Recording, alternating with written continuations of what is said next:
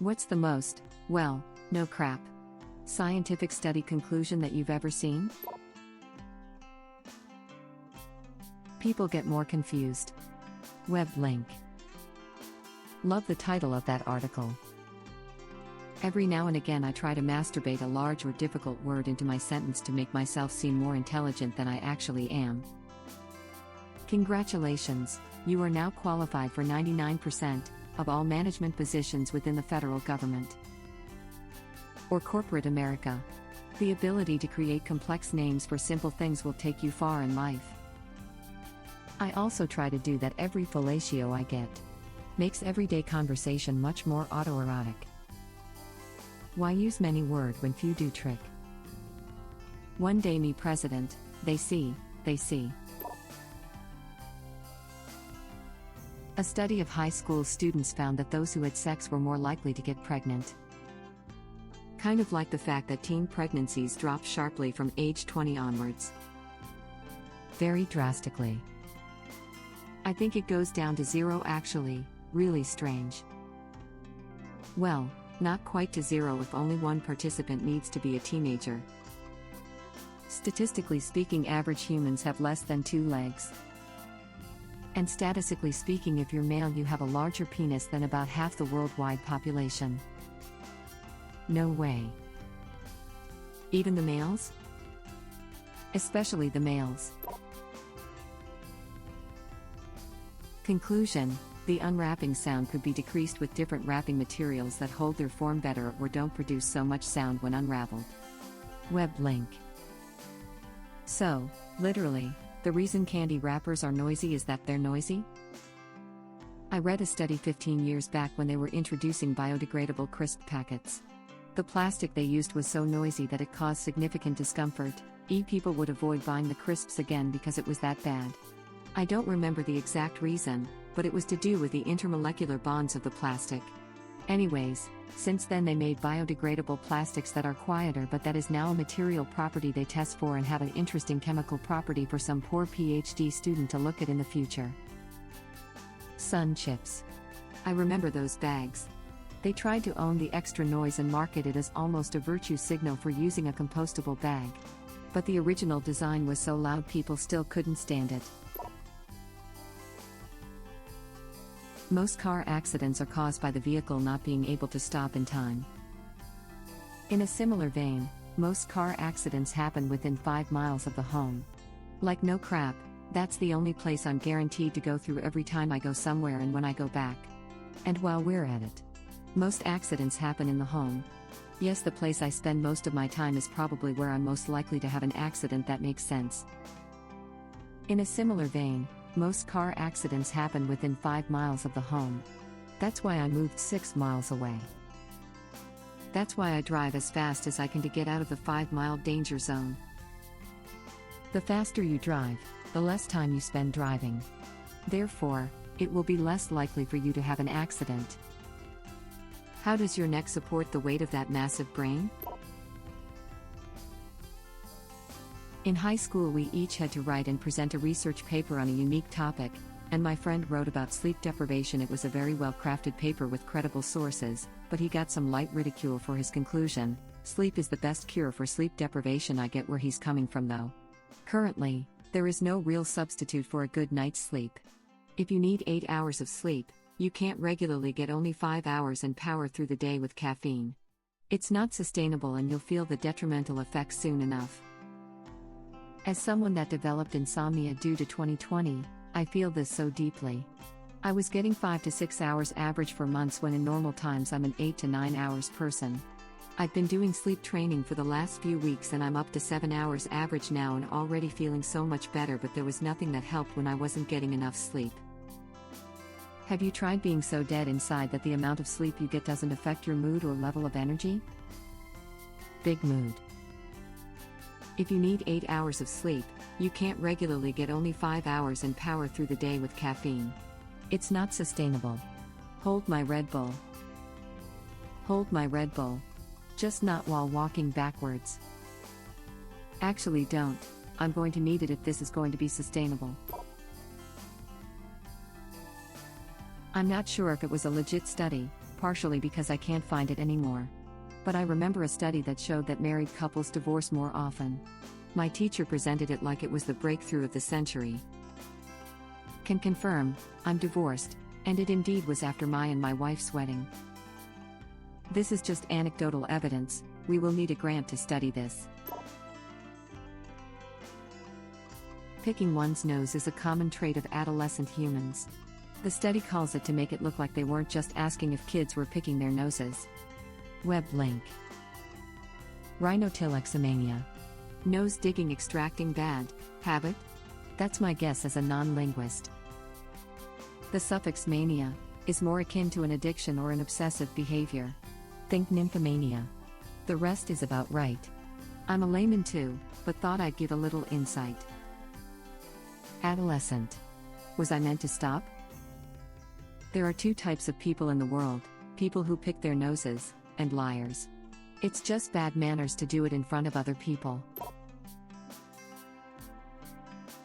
Most shark attacks happen in shallow water close to a beach.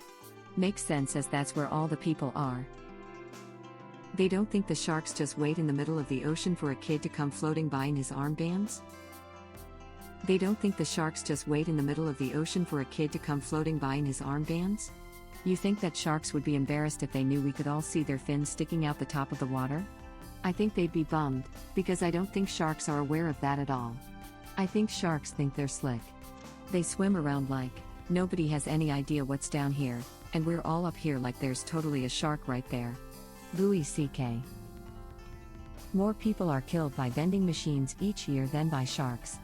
Mostly because fewer people violently shake sharks to get a Twix bar unstuck.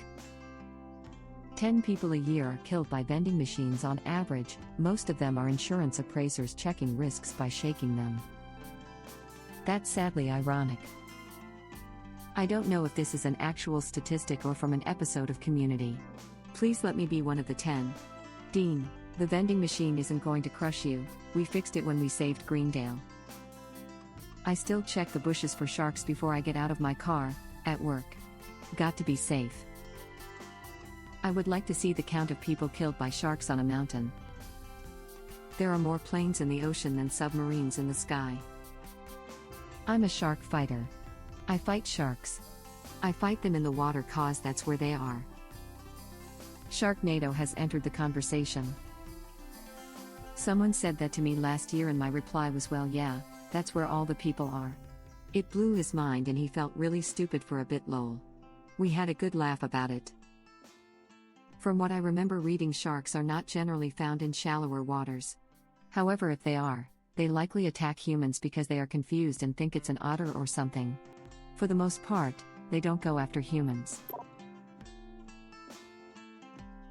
In the US, the majority injuries due to fireworks happen in July. That is interesting. Don't you do as much New Year fireworks? I'm in the Northeast, so I can't speak for the rest of the US, but New Year's Eve is winter, often sub-zero temps and a fair bit of snow by then, so fireworks aren't a big part of our celebration. Mostly just see them on TV except on the 4th of July. New Year's fireworks only really last January 1st. 4th of July fireworks take place the entire month of July. Sometimes start as early as May. I moved to a new neighborhood last spring and learned that Father's Day is a big fireworks day for some reason. In Britain it's Guy Fawkes Night. This isn't a real study, but I've seen people strapped to poles and covered in hay and lit on fire. My roommate and I took completely different paths to the same college every morning and evening. He would always tell me his way was faster. He walked 10 minutes to the underground, switched twice, then took a bus to the campus. While I took a bus that left from a minute in front of our house and dropped off down the street from campus. He was adamant that his way was way faster. Finally one day we decided to test it, and left at the exact same time. He got to campus an entire minute ahead of me. It was a well-crap moment for him because for 5 months he had been putting in all the effort to save a minute of his day while I sat on the bus and read and studied the entire way most days and didn't move. He started taking my way after that. Edit. Some extra info, this was in Barcelona, and the route was 30 minutes. I had a housemate that worked at the same place as me. We tried carpooling a bit, but it didn't really stick, very different after work schedules. Anyway, we took different routes. I always got on the freeway at the first on-ramp. He would take a super convoluted side roads route through various residential neighborhoods. It was so important to him that it was established that his way was faster, that he timed each way several times to the second. The average for his way was about 1 minute faster. I was just like, yeah, but I get on the freeway and zone out for 30 minutes listening to the radio. At the cost of 1 minute. For me, the ability to actually move is more important than the time spent. I used to have to commute 25 miles or so. This was in the Bay Area, so the 101 was always slammed. It could easily take 45 minutes on the highway if I left too late. I could also take the surface roads/streets, which took about 42 minutes. But, not sitting there being pissed off in traffic was worth it. Even though I had more stops and only saved a couple minutes, it was worth it mentally to me. Agreed, time spent sitting still on the road in your car feels about 5 times longer than the actual time taken. Commuting with traffic like this is horrible, and I never want to do it again. Such a waste of your life. He is a speedrunner at heart. Way to work 100%, glitchless. Did you save time? Yes. What did it cost? Everything. Unless there is a massive traffic accident, my general rule of thumb after 30+ years of driving is that the freeway is faster. Maybe not by much. But it's faster. Almost always. It just comes down to speed variation. Speeding up and slowing down, turning corners, watching for cross traffic. Versus a steady, consistent speed on a straight open road. Google Maps sometimes offers me surface streets with the promise that it will be 1 minute faster. Yeah, thanks, but I'll stay right here and wait for some other drivers to fall for your scheme. I plan where I live, I rent, based on whether I can get to work with one method of transport only. No way have I wanted to add another layer of complexity and opportunities to be late.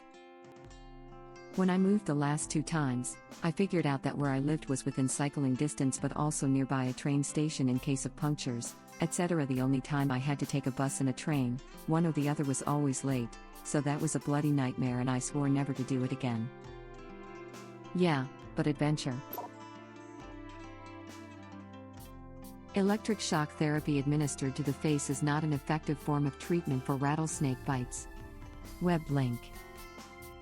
To be fair, there has been anecdotal evidence over the years that electricity neutralizes certain venoms, including rattlesnake and wasp. The trouble is, all that anecdotal evidence is pretty out of date and also only looks at voltage. What you need is some current research. The potential difference in results we may find is worth every penny spent on the research. I'm actually shocked at the capacity for resistance when it comes to such research. I have 2 contacts involved here, so some current research may flow my way. I don't know what the hell you guys are talking about, but more power to you. Boy, do I have a story for this one. A guy I know witnessed a bar bet where a couple of guys were daring each other to kiss a rattlesnake that they found outside. Of course, one of the drunk idiots got bit right on the upper lip. And the rest of the guys at the bar have heard that electric shock can neutralize the venom, so here is what they do. I have no explanation for how the hell they thought this was a good idea, other than that a lot of alcohol was involved. They dragged the guy to someone's truck and hooked jumper cables up to his face.